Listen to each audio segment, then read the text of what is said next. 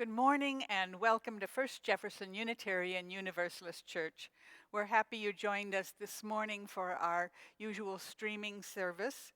We are still locked down, no in-person services here in Fort Worth, Texas, but we're happy that you are joining us over the air.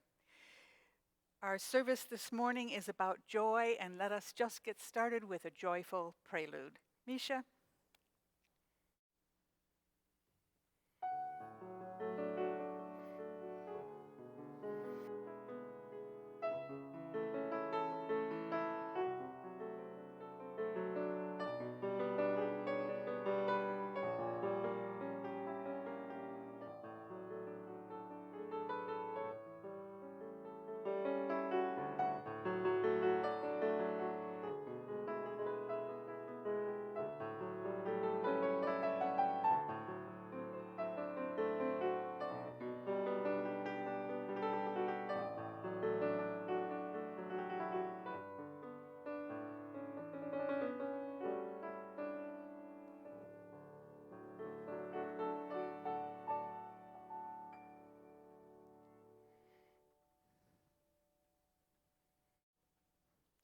My opening words this morning are adapted from Hannah Villeneuve's poem called A Protest and a Party.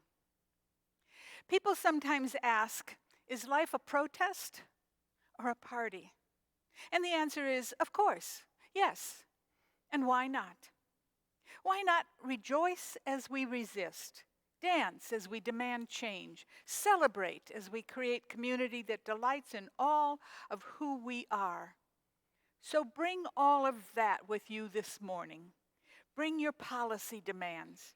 Bring your glitter. Bring your Supreme Court broken heart. Bring your rainbow socks. Bring the emptiness you feel.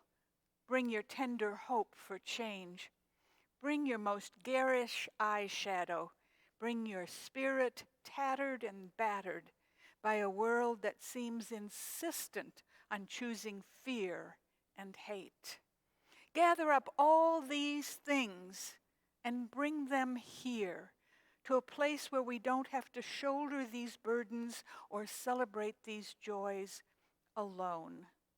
Come, let us worship together.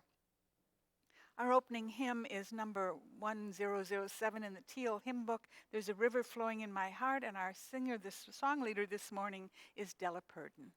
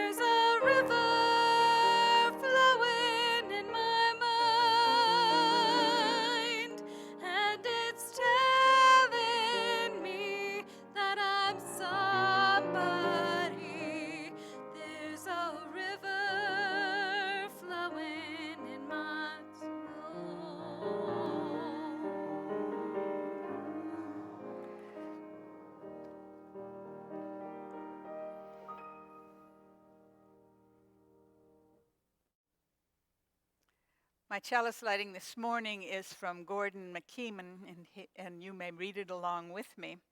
Deep calls unto deep, joy calls unto joy, light calls unto light.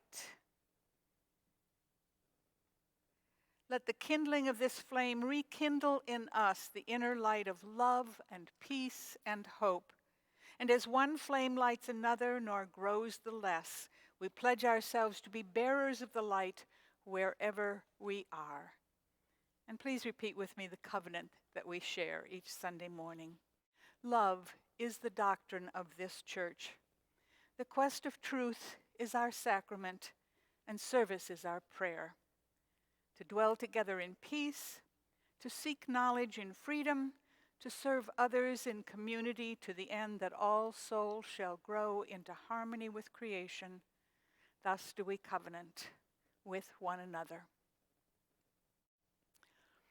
Before I ask the questions this morning, let me tell you how this service came about. I looked at the sermons I'd given recently and the ones I was planning for later this month, and I noticed how serious all of them were. Well, these are serious times, I told myself. We're in a global pandemic. People are marching in the streets to protest yet another black killing by a white policeman. The economy is rocky. Unemployment is rampant. And I've missed the pleasure of teaching 2 classes at Juju's knit shop. And my playful side protested. Well, it whined, really. Can't we just have a little fun?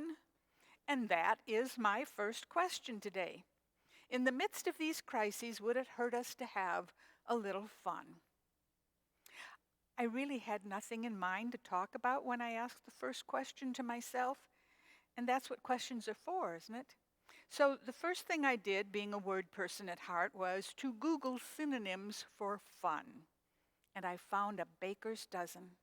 We know in a social context that when a concept has many words to describe it, it must be important, possibly even critical to our survival. So my second question became, how does fun figure into the evolution and health of the human species? I'll let you look up the synonym list for yourself. It runs the gamut from diversion to excitement, from relief to merrymaking. And out of that list of 13, I chose joy as my favorite. My third question then became, how do we create joy in our lives and in the lives of others? But before I give you my responses, let's turn to the story for all ages and let Thomas tell us about a little girl who had her own take on the topic. Thomas Earthman will tell us the story this morning in his own way. Good morning, everyone. It's Thomas with today's story for all ages. I want to tell you today about a t-ball game, a story credited to storyteller Bill Harley. Now, if you're unfamiliar, t-ball is a little like baseball, but the rules have been scaled back for first graders. So it's kind of like the Little League of Little League. Now, this particular t-ball team that Bill described had a player that we're going to call Tracy. Tracy had big, thick glasses and hearing aids. And while Tracy came every single week, she just wasn't very good. She loved being on the team, but she hadn't had a good hit, hadn't made it to first base all season. Not even once.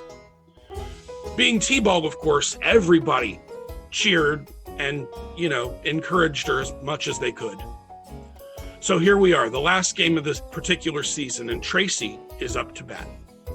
The outfield isn't even paying attention, and the infield is moved in expecting a weak hit, probably a miss. Well, as most of us know, if you just keep trying at pretty much anything, eventually you're going to get it. This was Tracy's time. Tracy smokes the ball, just wails, and it flies right down the middle. Everybody who'd been expecting a weak hit, completely taken off guard. One kid had to dodge out of the way as the ball went unstopped, unhindered, into center field. Tracy saw what happened, but was too shocked to actually remember what to do next. "Run!" yelled the coach. "Run!" The parents, all in the stands, on their feet, screaming. All the parents, both teams. "Run, Tracy, run!" And Tracy turned and smiled at them. And then, happy to please, she started heading off towards first base, a little awkwardly. Now, the first base coach sees Tracy coming, looks out at the outfield. They're still in chaos. Go, Tracy, go, and flags her onto second. Tracy, happy to oblige, smiles, turns around, starts heading towards second base. So just before Tracy gets to second base, the other team finally catches up to the ball, and they're tossing it back and forth to get it to the infield again. Their little arms just can't throw accurately very far, so it's going to take a little bit. So the third base coach starts screaming, "Come on, Tracy!" And Tracy heads towards third base. Now, as Tracy gets towards third, all the adults in the bleachers are cheering, practically falling out of their seats. Tracy's parents are right there, a few feet beyond third base, sitting in the bleachers. Mom's got her phone out taking photos. Dad's doing a video. So as Tracy rounds third, that's when it happens. All the noise finally wakes up this sleepy 12-year-old mutt that's just been curled up at the foot of the bleachers, just a few feet off of the third base line. As Tracy rounded third, the dog, awakened by all the screaming, sat up and wagged its tail. And now, Tracy taking off from third base, headed towards home. The dog's tongue is hanging out of his mouth, pulled back in what's unmistakably a canine smile. Tracy spots the dog. Halfway home, yards away from a legitimate home run, Tracy stops, looks at the dog. Coach calls, "Come on, Tracy, come on home." The crowd cheered, "Go, Tracy, go." Tracy looked at the adults, looked at her parents, looked over at the coach, and Tracy looked at the dog, and the dog wagged its tail. Tracy looked up at coach and at home plate, then back to the dog, and everything went to slow motion. Tracy went for the dog. It was a moment of complete stunned silence, and then, maybe not as loud, but deeper and longer and more heartfelt, everyone cheered as Tracy fell to her knees and hugged the dog. Two roads diverged on a third base line. Tracy picked the dog. Tracy picked joy. Thank you.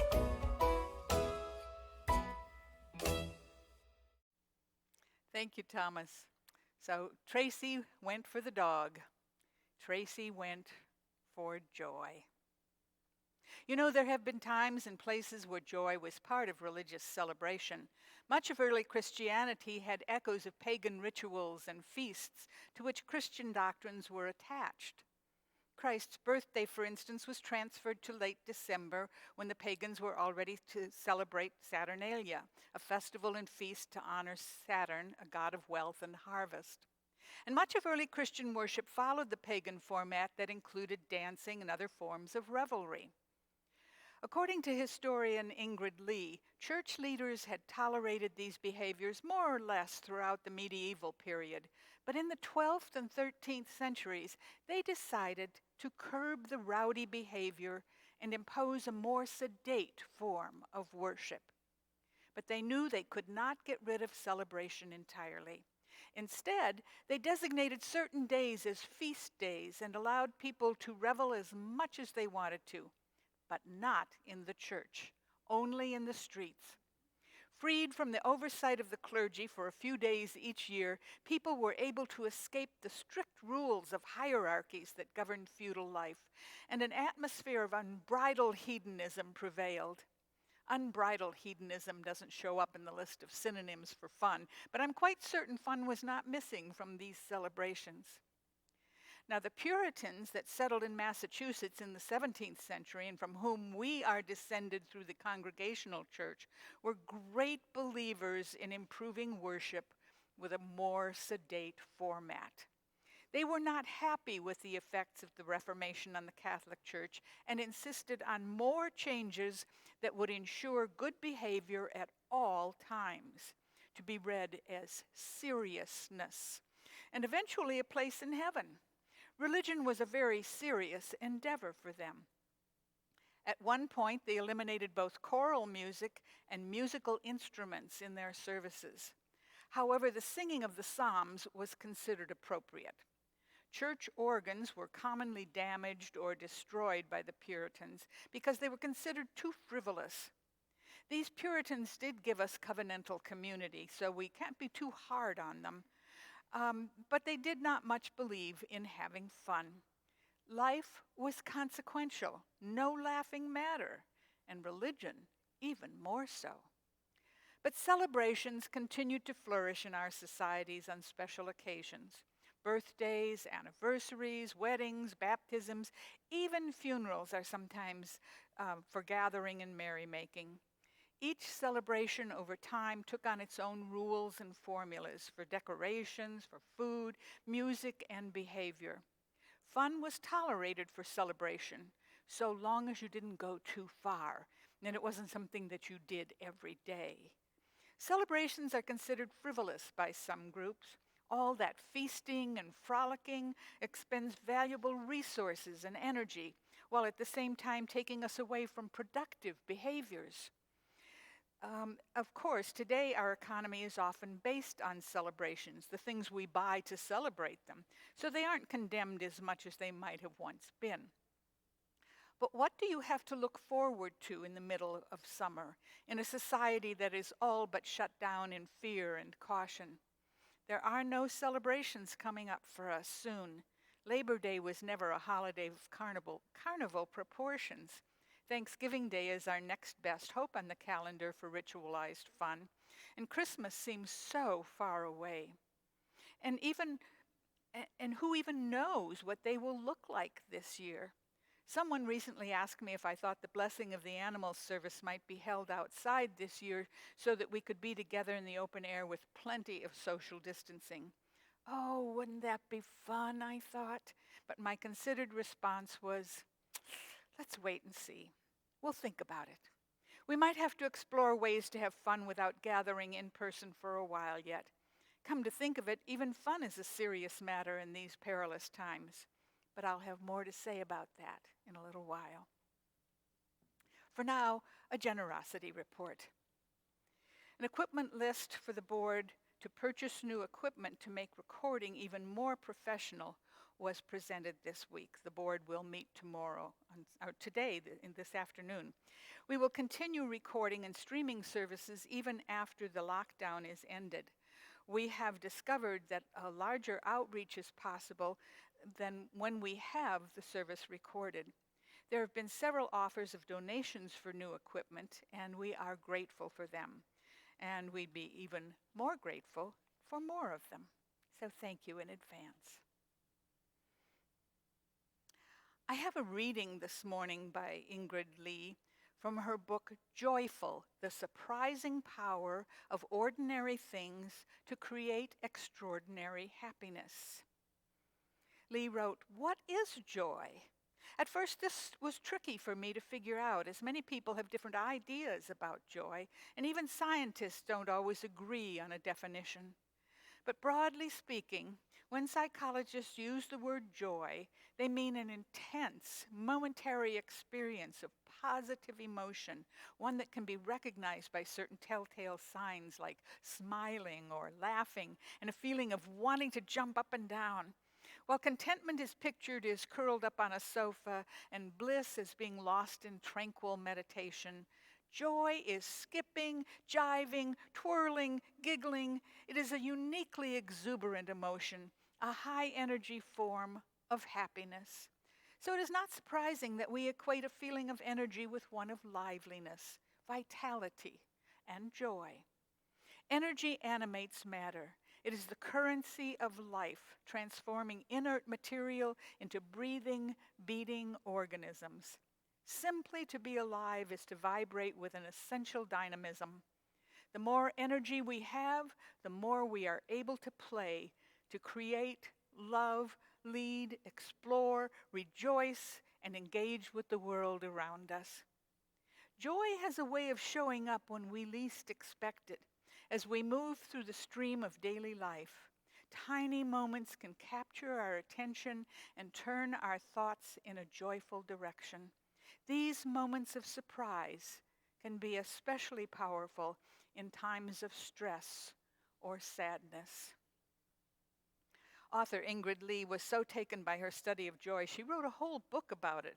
It was rather fun to read. And poet Eric Routley wrote a poem about it, and lyricist Joan Goodwin adapted it into a song. This is a hymn that we are ready to sing now, Surprised by Joy. It's number 410 in your book, and Della will lead it for us.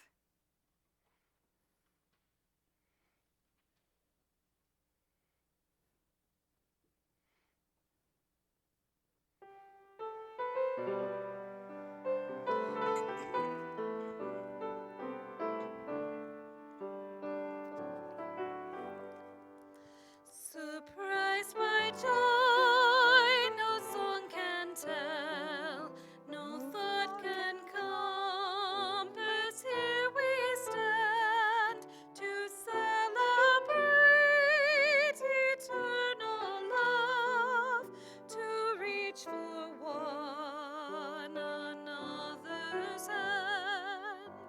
Beyond all other gifts is this best gift alone to mortals given, the love of parent, love of friend, attunes our hearts to bliss of heaven. Faith, hope, and love here come alive.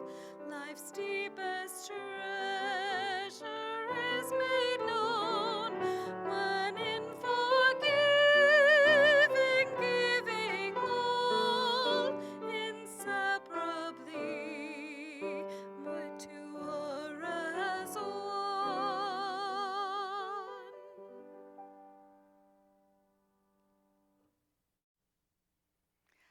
My second question was, how does fun figure into the evolution and health of the human species? Well, believe it or not, there are studies being done on that very subject. What is fun and how does it relate to human beings? The author of our reading this morning studied joy first by accident and then in earnest and came up with 10 aesthetics of joy, symbols, signs, and prompts that are all around us. Energy and surprise are just 2 of them. The others, in case you're curious, and I'm not going to talk about each of them, but just to give you an idea, are abundance, a sense of abundance, freedom, harmony, play, transcendence, a lifting up, magic, celebration, and renewal. I don't have time to share all of them with you, but I think the response to my question is in there somewhere. And I would like to talk now about what she discovered when she explored renewal, not a thing that I would have put under the category of joy. But it's sort of what I had in mind when I started this whole topic of having fun, of getting something that would renew our spirits. And renewal is a big part of human evolution and health. We couldn't grow, we couldn't survive, we couldn't create without constant attention to renewal. Think of it on the most basic level. Eating is renewal of the body. Sleeping is renewal of the body and the mind.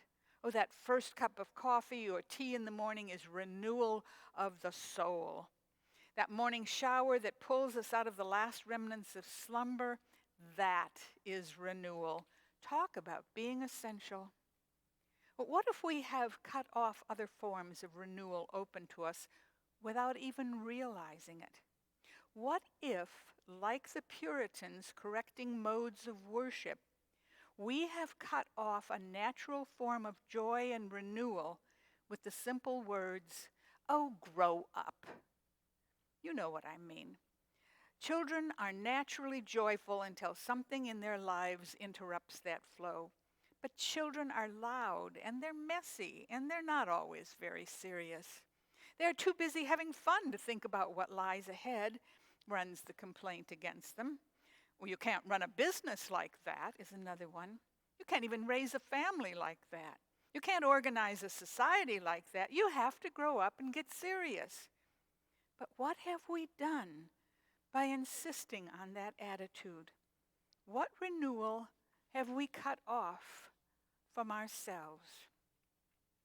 And I ask this because I read about a movement in Japan where they are using architecture as medicine. It was started by an artist and a poet, Shusaka Arakawa and Madeline Gins, and their first offering was a house they called the Life Extending Villa. They claimed the building could actually prolong the lives of those who lived in it because they designed it around the idea of having fun. Color was everywhere and never sedate. Corners were eliminated, curves were predominant. Surprises and fun awaited the visitor around every unsquared corner and through every opening where a door might have usually been, but wasn't. Currently, they have a series of apartments outside Tokyo that are purported to do the same thing, and they are not conventional in any way. They have no straight lines, no squares, no flat, shiny surfaces, no white walls. Color is story, shape is the joke. Arakawa and Gins believe that the dull comfort of modern buildings lull our bodies into such a stupor that it hastens our demise. Flat floors and white walls, they say, numb our senses and our muscles, leading them into atrophy. In their architecture, they use what they call reversible destiny, an idea that states that people can prevent aging and thwart death by living in a more stimulating environment that challenges their bodies on a regular basis. I laughed with delight when I read about their endeavors, the description of their dwellings.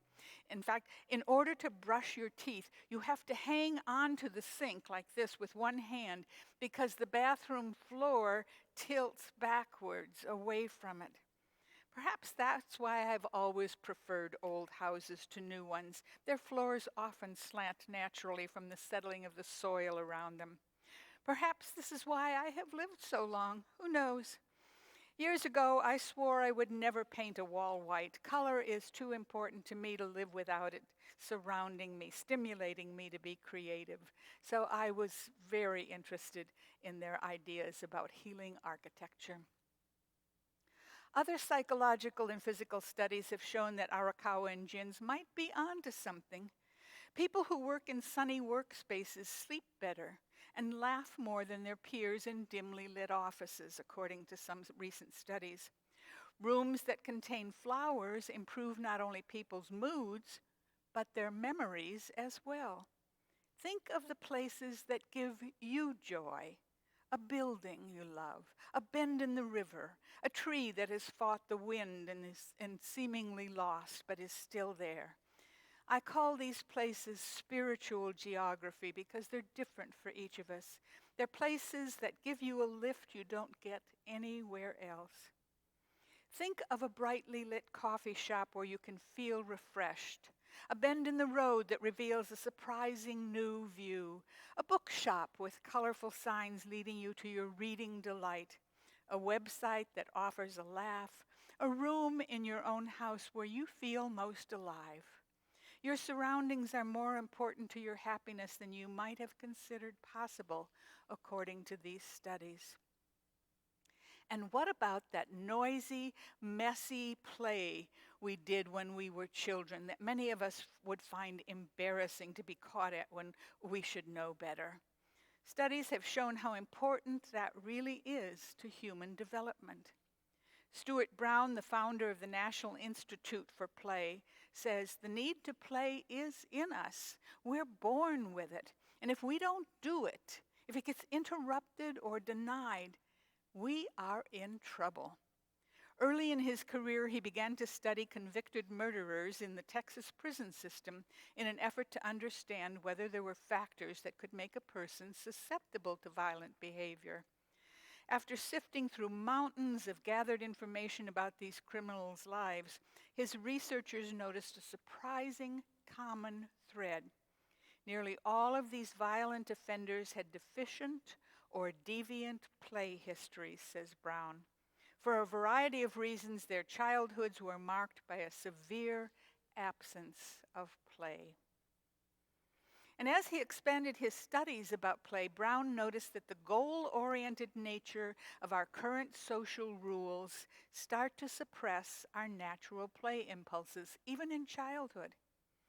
Our public schools were designed to teach us to sit quietly for long periods of time each day so that we would be able to better go to work.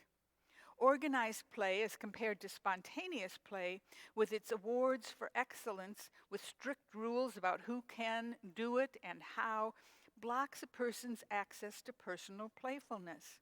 He finds students today more knowledgeable than ever, but less spontaneously joyful. And I find that disturbing. In our own building here at First Jefferson, we have a Sudbury School, a form of education where children are allowed to explore their world at their own pace and their own unique ways. Play is not discouraged, and the student has equal responsibility for his or her learning with the teachers that are available to teach them. If you were to visit this building during the day, you would have a living definition of joy. Joy in playing and joy in learning. And if you talk to these students, you would discover how much they know, how smart they are, and how hungry they are to learn. I want to talk about one more study before I go on to the response for my last question. And this is a study on magical thinking. This too is one of the joys of childhood. Fairy tales, fantasies filled with unicorns and mermaids, superheroes with amazing powers, Santa Claus, the Tooth Fairy, and fairy godmothers, along with leprechauns. As children, we have permission to believe. There's also a genre of adult literature that includes magical thinking, which I have often been drawn to. But for the most part, by the time we are adults, we are expected to keep both feet firmly planted in the rational world and to leave magic and magical thinking behind. Magical thinking includes any idea from, for instance, if I'm good, I will go to heaven, to guardian angels and spiritual advisors. And according to Matthew Houston, author of The 7 Laws of Magical Thinking, How Irrational Beliefs Keep Us Happy, Healthy, and Sane, magic can be valuable because it imbues life with a deeper sense of meaning. It fights the cold sense that we are alone in the universe, that we're just a collection of atoms that happen to have evolved into an organism that sits and wonders about things. Instead, it weaves a story where there's an ultimate purpose and the universe is looking out for us, or at least cares about what we care about.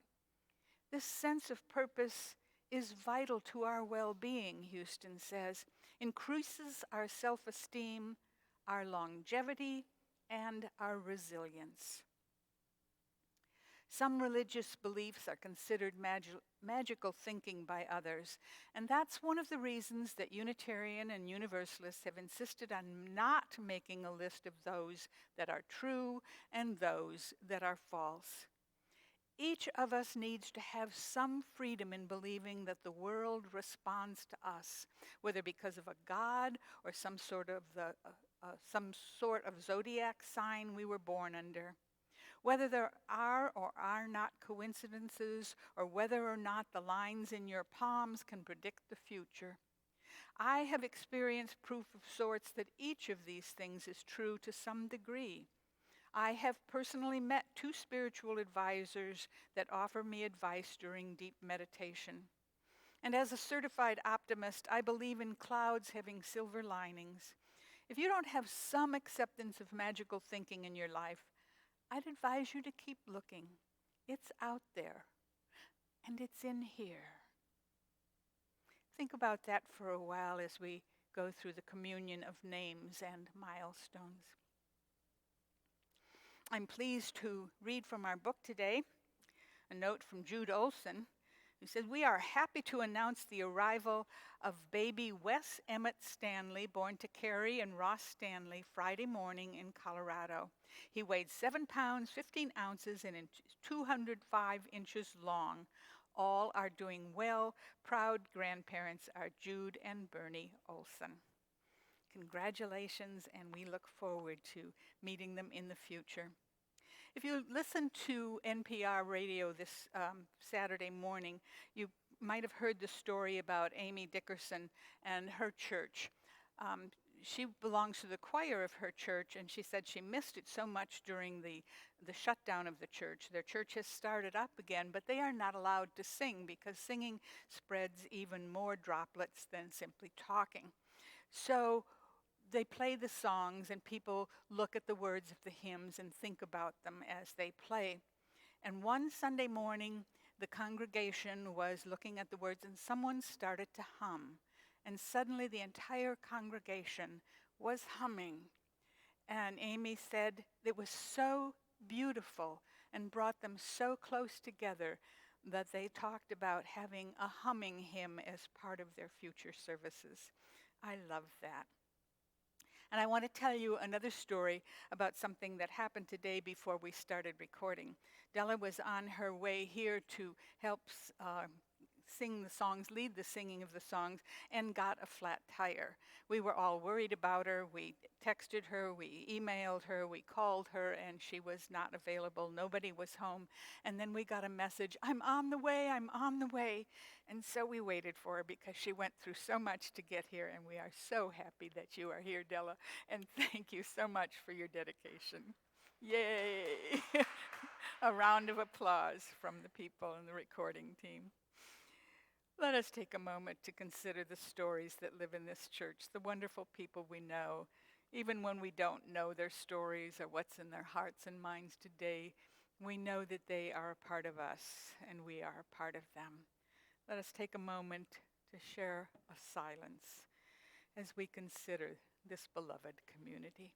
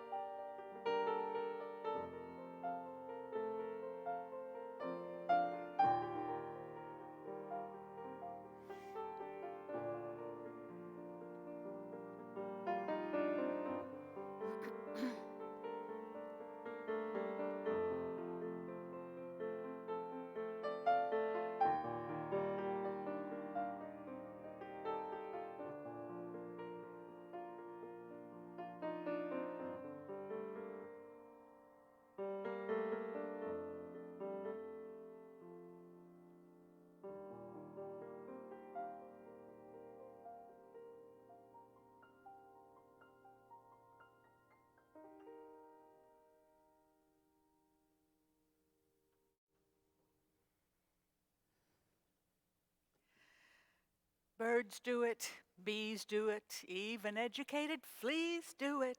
Let's do it, let's have some fun. Well, you know the song talks about falling in love, but that's kind of fun too. The thing is, play, fun, joy, all of these emotions I've been talking about aren't just for human beings. Animals play very hard. Elephants celebrate when they are reunited after being separated by stamping their feet exuberantly and urinating in large amounts. This is part of their social conduct. Clicking tusks with one another, flapping their ears at one another, and entwining their trunks. It looks like they're having fun. Looks like they're celebrating. Wolves howl jubilantly when they are united with other wolves they know. Primatologist Franz de Waal says that chimpanzees are the most celebratory animals of all. He describes a group of chimps at a zoo after bundles of fresh blackberry beech and sweet gum branches were delivered to their enclosure. They hooted, they embraced, and they kissed one another. They forgot about social hierarchy as they sat down to enjoy their bounty. I'm not sure I want to go into a restaurant for a meal and have to put up with hooting and kissing, but I believe that celebrations of joy do have a purpose and we shouldn't reject them out of hand. And I'm not just talking about the celebrations sanctified by social institutions. As many of you know, I am a quilter and a knitter. I take great joy in making color and pattern. After my second quilt, however, I began to wonder where I was going to store all the creations I still wanted to make. My sister, too, is a quilter, and there are only so many family members we share that we can gift with our art. So I started making jackets out of my quilted fabrics and wearing them. Once I even quilted a wingback chair. It sits in my living room today and makes me smile every time I see it. When I entered it in a quilt show, they had no category for it and had to create one for me. And I suppose that's kind of playing with an art form on my own that made me laugh out loud when I first heard about gorilla knitting. It isn't about knitting gorillas, although I did come across a book the other day titled Knitting a Boyfriend that features designs to knit male figures in a number of different wardrobes. But gorilla knitting is something different. Magda Saveg, who is recognized as the founder of the movement, also called graffiti knitting or yarn bombing, became famous by creating knit sleeves for the parking meters in her Brooklyn neighborhood. She said they changed the whole look of the neighborhood, making the sterile money-collecting objects look like lollipops in Candyland. She had started this idea by wrapping the door handles of her boutique with soft knit cozies in pink and blue. And she said, amazingly, people parked, got out of their cars, and came up close to the door to examine the handles of her shop. So she began to yarn bomb other things in the neighborhood: stop signs, fire hydrants, bike racks. Unlike painted graffiti, yarn graffiti doesn't seem to be threatening. It isn't perceived as defacing public property. Instead, her work produced joy, smiles, conversation among strangers. I've come across gorilla knitting in almost every city I've visited in recent years. It is always a delightful surprise that makes a person smile. I've never seen anyone insist on destroying it, removing it, although I'm sure some Puritan officials have insisted. Yes, we need a little more fun in our lives, and especially during these trying times. We need a little more joy. And right now, we are pretty much going to have to create it for ourselves. Except for the delightful musical works that have been created by musicians and woven together from recordings made in their own homes, all we have is television and each other. We have needs during this time of stress and indecision. We have wants that can't be immediately met. But according to Author Lee, if we don't have an experience of joy occasionally, we may be surviving, but we are not thriving. So how do we do this? First, you have to figure out what brings you joy. If you don't already know, go ahead and keep a joy journal or a simple list of things that make you smile and laugh. Put yourself in the way of them more often when you discover what they are. Turn on the radio and dance. It will make you happy, and it will get you off the couch, you potato head. Create a space in your home that makes you smile, a vase full of flowers, a favorite picture, or something new in that space each week to enthuse about. Think of the people who make you smile or laugh and reach out to them. Tell them why. It will give them pleasure. Cheer up your living space. Cheer up your wardrobe. One splash of color can do a lot. Create an open space, a place of abundance. Clutter can be a real joy killer. And if you can't find a pinch of pleasure every day, a juncture of joy, a moment of fun, if you can do that, let me start that sentence over. This is important. If you can find a pinch of pleasure every day, a juncture of joy, a moment of fun, you will be more pleasant, more creative, and more likely to spread joy around you. And if something makes you laugh out loud, then share it with another person. Joy is compounded every time it's shared. I recommend it to you. And now, join me in singing Over My Head, number 30 in our hymn book. We're going to sing verses 1, 2, and 4. And if you would prefer to change the word God to joy, might make you more joyful if that's your thing. Della.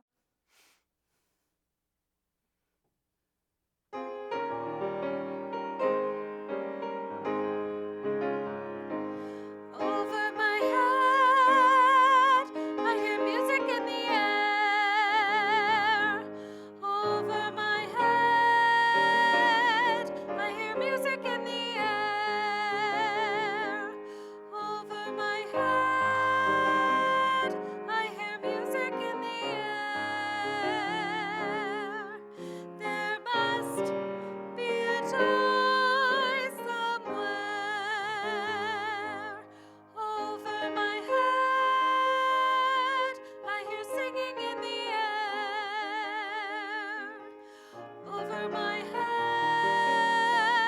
I hear singing in the air. Over my head, I hear singing in the air. There must be a joy somewhere. Over my head, I feel gladness in the air. Over my head, I feel gladness in the air. Over my head, I feel gladness in the air. There must be a joy somewhere. Thank you. You will notice that I added a few more candles to our chalice while we were singing. And that is because candles give me a great deal of joy. I like just lighting them when the sun goes down at night and just sitting in a cozy room with the flames going. And it occurred to me you might enjoy that as well. So I extinguish them now as I extinguish the chalice. And they represent the joy of community. Ooh, we got a lot of smoke here. And what we take home in our hearts and our minds. May we hear the melody of life and find ourselves singing harmony. May we be open to the dissonances in the song of the land and its people, that we might be part of the world's urging towards justice, peace, and love. May we feel in our bones the rhythm of life and the land and find ourselves dancing. So may it be in all our lives. Amen.